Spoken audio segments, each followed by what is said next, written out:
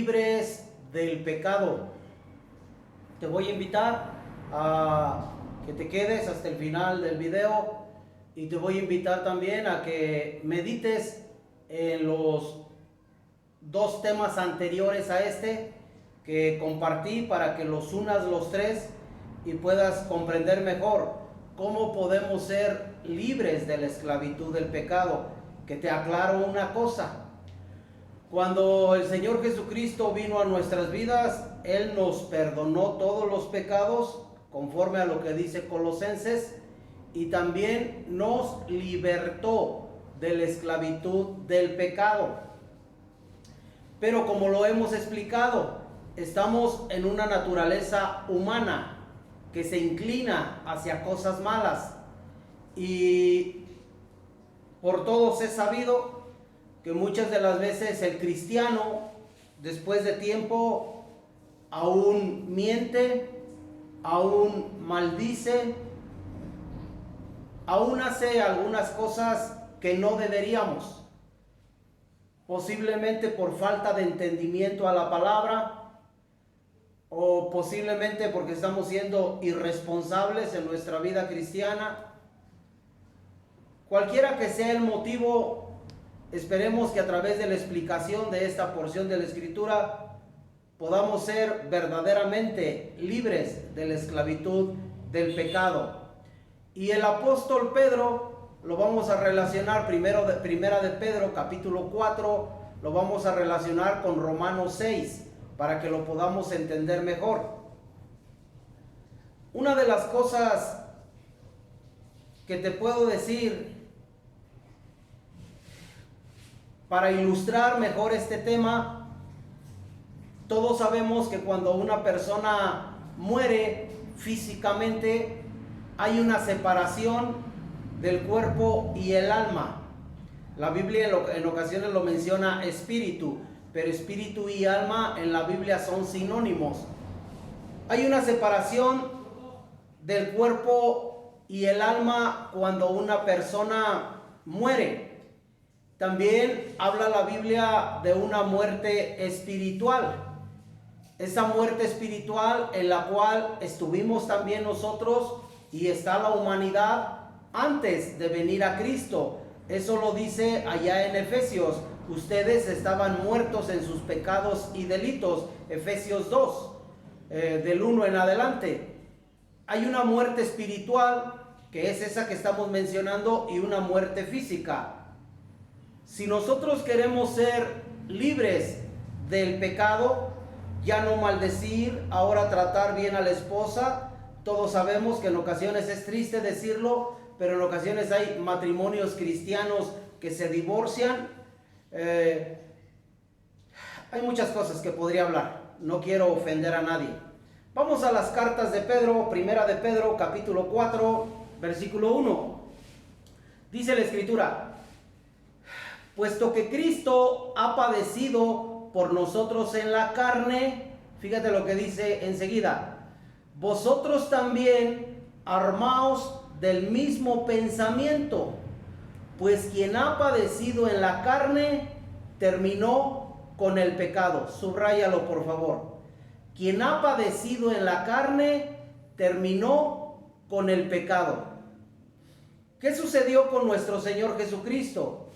Él padeció, Él fue tentado por el enemigo malo, Él sufrió, pero resistió la tentación que le ofrecía el maligno y le dijo: apártate de mí, Satanás. Él sufrió demasiado. En cierto momento dijo al Padre: Padre, si es posible que pase de mí esta copa, pero no se haga mi voluntad sino la tuya. Nosotros, a lo que nos invita el apóstol Pedro para poder terminar con el pecado, es necesario que nos armemos del mismo pensamiento que hubo en Cristo y no estar renegando, sino que se haga siempre la voluntad del Padre. Dice después: para no vivir el tiempo que resta en la carne conforme a las concupiscencias de los hombres, sino conforme a la voluntad de Dios. Y después nos dice: baste ya el tiempo pasado, para haber hecho lo que agrada a los gentiles, andando en lascivias, concupiscencias, embriagueces, orgías, disipación y abominables idolatrías. Ahora debemos de entender una cosa: Cristo padeció en la carne. Nosotros también tenemos que resistir y en ocasiones vamos a padecer, vamos a sufrir. Por eso dice el apóstol Pedro: para no vivir el tiempo que resta en la carne, conforme a las concupiscencias de los hombres, a los malos deseos, sino conforme a la voluntad de Dios. Ya no satisfacer los deseos de la carne. A la carne hay que tratarla con dureza. No ceder ante las peticiones de nuestra naturaleza humana caída. Por eso el apóstol Pablo en cierta porción dijo que él mismo golpeaba su cuerpo. No que lo estuviera lacerando, sino que era enérgico con él mismo, porque dijo Pablo: no sea que siendo yo heraldo, el que anuncie el evangelio venga a ser descalificado. Entonces por eso nosotros nos tenemos que armar del mismo pensamiento que hubo en Cristo, el cual siempre hizo la voluntad del Padre, y nosotros debemos de resistir al pecado, debemos de resistir a la tentación y no ceder ante ella. El resto que nos quede de vida, tratemos de vivirlo para Dios y no satisfacer los deseos de la carne. Relacionamos con lo que dice Romanos 6. Dice ahí la Escritura 6:1: ¿qué pues diremos? ¿Perseveraremos en el pecado para que la gracia abunde? En ninguna manera, porque los que hemos muerto al pecado, ¿cómo viviremos aún en él? Vamos a perseverar, vamos a seguir pecando, y así queremos que la gracia de Dios esté con nosotros, que el favor de Dios esté con nosotros. Lógicamente que no. La paga del pecado siempre es muerte. Por eso nosotros debemos de perseverar en las cosas de los cielos, buscando siempre procurar hacer la voluntad del Padre. Dice después el apóstol, y esto es de mucha importancia: ¿o no sabéis que todos los que hemos sido bautizados en Cristo Jesús, hemos sido bautizados en su muerte? Porque somos sepultados juntamente con él para muerte por el bautismo, a fin de que como Cristo resucitó de los muertos por la gloria del Padre, así también nosotros andemos en vida nueva. Cuando nosotros aceptamos a Cristo, cuando el Señor llegó a nuestras vidas, primero, punto número 1, fuimos bautizados con el Espíritu Santo.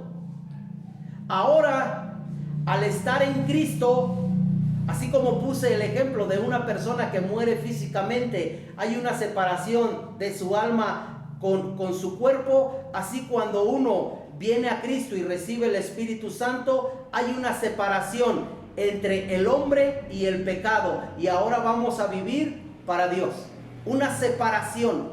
Así, lo vuelvo a repetir para que te quede claro: cuando una persona muere físicamente, hay una separación entre el cuerpo y el alma. Cuando una persona viene a Cristo, Él nos bautiza con su Espíritu, y cuando nos bautizamos en el agua, simbólicamente nos están sepultando con Cristo. Nos están sepultando de manera simbólica, y cuando salemos del agua, salemos como nuevas criaturas, como a novedad de vida, para ya no andar en pecado. Pero esto es muy importante que lo entendamos, porque muchas veces la persona se bautiza en ocasiones por emociones nada más, o porque todos se bautizan y él también lo quiere hacer. Y por eso el apóstol dice: ¿no sabéis? ¿No te explicaron que cuando recibes a Cristo eres bautizado con el Espíritu Santo, pero cuando obedeces al mandato y te sumergen en el agua, estás siendo sepultado con Cristo de manera simbólica? Y cuando salemos del agua, en la Biblia, en la época de los apóstoles, cuando las personas se bautizaban, era una pileta grande, bajaban por una escalera a esa pileta, a esa piscina, y salían por otra escalera que estaba al otro extremo. Eso demostraba que estaban sepultándose a su vida pasada y salían a novedad de vida, a una nueva vida, a una vida diferente. Pero es necesario que nosotros también lo entendamos. Si hemos aceptado a Cristo, así como cuando la persona muere físicamente y hay una separación entre cuerpo y alma, también al venir a Cristo hay una separación de cada persona, de cada creyente con el pecado. Y ahora está en unión con Dios, en unión con Cristo, por medio de su Espíritu Santo, para que no sigamos practicando el pecado. Armarnos del pensamiento que hubo en Cristo.